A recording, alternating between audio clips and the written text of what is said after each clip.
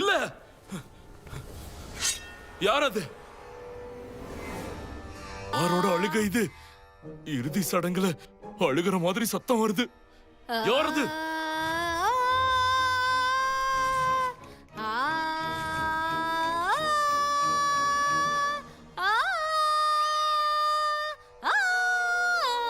மகாராணி சின்னாதேவி, எதுக்கு சத்தம் போடுறீங்க?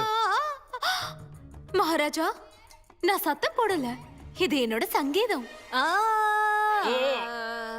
மகாராணி சின்னாதேவி, போதும் நிறுத்துங்க. என்ன இதெல்லாம்? மகாராஜா, நான் எனக்குள்ள மறைஞ்சிட்டு இருக்கிற கலைய வெளியே கொண்டு வரேன்.